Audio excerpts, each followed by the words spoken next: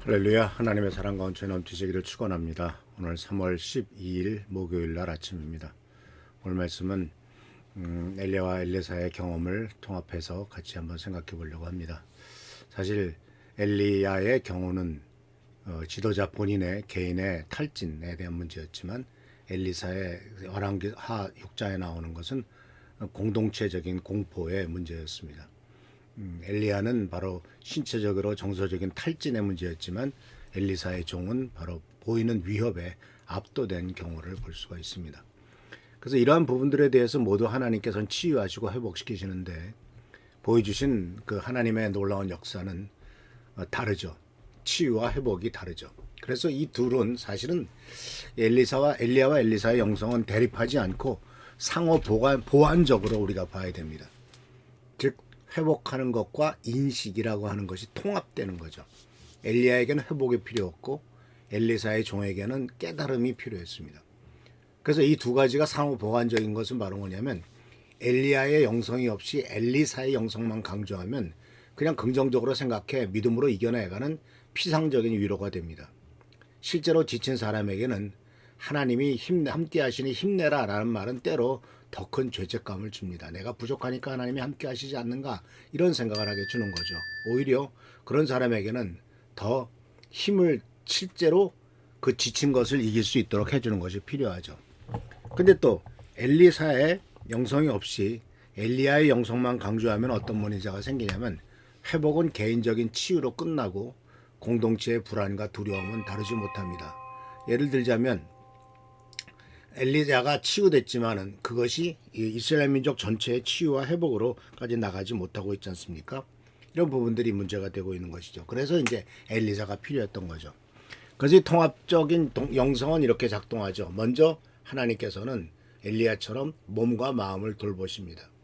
충분하게 쉬고 영양을 섭취하고 또 안전하게 하는 하나님과의 관계를 회복되고 이런 것들이 바로 필요하죠. 그 다음에 이제 시선을 전환하는 겁니다. 위협보다도 큰 하나님의 현실을 보고 그리고 또 이 모든 것들의 결론적으로는 공동체 안에서 회복되는 거죠.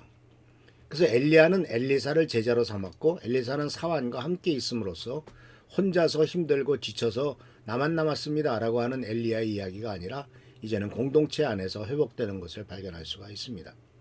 그래서 우리는 이러한 그 두 가지를 같이 섞어서 생각할 때 영적 능력이라고 하는 것에 대해서 이 영적 능력은 어렵고 힘든 일을 버티는 것이 아니라 하나님께서 회복시켜 주시는 것이다 라고 생각해야 됩니다. 그런데 교회에서는 자주 영적 능력을 항상 강해야 된다라고 하는 상태로 오해합니다. 그래서 쓰러지면 안 됩니다. 약한 모습을 보이면 안 됩니다. 항상 기쁘고 항상 감사해야 됩니다. 이런 식으로 어떤 스트레스를 더 많이 주죠.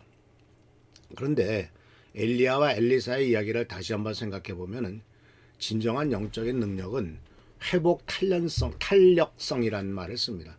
회복 탄력성. 이게 레실리언스라고 하는 영어 단어에서 나온 말인데 탄력성이 있다라는 것은 바로 뭐냐면 오뚜기와 같다라고 하는 거죠. 오뚜기 흔들면 넘어집니다. 그러나 다시 또 일어납니다. 이게 탄력성입니다. 무너졌을 때 다시 일어나는 힘. 그냥 7번 넘어져도 8번째 또 일어나는 힘. 이것이 바로 영적인 능력입니다. 안 넘어지는 게 능력이 아니라 넘어졌을 때 일어나는 게 능력입니다. 또 한 가지는 영적 인식을 하는 거죠. 이게 바로 뭐냐 위험 속에서도 위험 너머에서 역사하시는 하나님을 볼 수 있는 눈이죠. 그리고 또한 공동체적인 돌봄입니다. 혼자 버티지 말고 함께 짐을 나누는 구조죠. 바로 그렇기 때문에 우리 교회에 있는 작은 셀 모임들이 굉장히 중요한 것이 어렵고 힘들 때 즉각 올라오잖아요. 기도 제목이 올라옵니다. 같이 기도해 줍니다. 전화해서 위로합니다. 힘들 땐 옆에 쫓아가서 붙어서 같이 밥 먹고 얘기합니다. 이런 것이 바로 혼자 버티지 않고 함께 짐을 지는 구조죠. 그래서 바로 안 쓰러지는 것이 아니라 쓰러져도 다시 일어나는 것을 능력으로 본다라고 하는 것을 꼭 기억하시길 바랍니다. 현재 사회는 너무나 바로 엘리야 시대와 같이 번아웃이 많죠. 그러나 이러한 번아웃에서 하나님께서는 엘리사적인 또한 축복과 은혜를 회복시킨다 하는 사실을 꼭 기억하시길 바랍니다. 자, 오늘 말씀을 정리합니다. 오늘 우리는 두 선지자의 여정을 함께 걸었습니다. 로뎀 나무 아래 쓰러진 엘리야와 포위 성에서 떨던 사환 이런 두 사람 그리고 이러들을 회복시키시고 시선을 바꾸신 하나님을 우리들은 만납니다. 우리는 우리들 지친 우리 미랄교회 성도님들에게 지금 로뎀나무 아래 있습니까? 더 이상 힘이 없습니까? 하나님은 그렇다고 해서 하나님은 우리를 책망하지 않습니다. 그래서 하나님 우리에게 물어보세요. 언제 먹었냐? 제대로 잘 먹고나 있냐? 충분히 잠을 자냐? 이렇게 물어보세요. 그래서 쉬는 것은 죄가 아닙니다. 우리 인간이라고 하는 존재는 무한한 존재가 무한한 에너지가 있는 것도 아니고 하나님은 이미 우리가 티끌로 만들어졌다고 하는 아주 연약한 존재임을 알고 계시죠. 그러나 하나님은 그 티끌을 사랑하신다는 사실을 기억합니다. 그래서 하나님의 천사가 오늘도 우리 사랑하는 미랄교회 성도님들에게 말씀하실 겁니다. 일어나서 먹어라. 내가 갈 길이 아직 남았다. 먼저 쉬고 회복하고 그리고 또한 천천히 다시 한번 걷는 역사가 있길 바랍니다. 그리고 또한 두려운 게하시 같이 두려운 엘리사의 종과 같은 경우는 어떻습니까? 지금 포위된 성 안에 있습니까? 사방으로 적이 둘러싸여 있는 것 같습니까? 경제적인 문제나 건강의 문제나 관계적인 갈등이나 미래에 대한 이런 모든 것들이 우리를 압도하고 있습니까? 그러면 엘리사의 기도를 함께 드립시다. 여호와여, 원컨대 내 눈을 열어보게 하옵소서. 내 눈앞에 닥친 문제가 전부가 아닙니다. 우리가 보지 못하는 곳에 하나님께서 불만과 불병거로 우리들의 주위를 둘러싸고 있을 줄 믿습니다. 위협은 크지만 하나님은 더 크시다는 사실을 알시고 적도 많지만 우리와 함께한 자가 더 많다라고 하는 사실입니다. 그리고 이것을 또한 우리가 실천하고 적용하기 위해서는 우리 미랄교회 공동체에 꼭 필요합니다.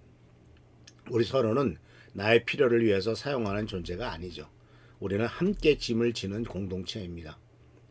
옆에서 힘들면 너 더 일하라고 재촉하지 말고 좀 쉬라고 말씀하세요.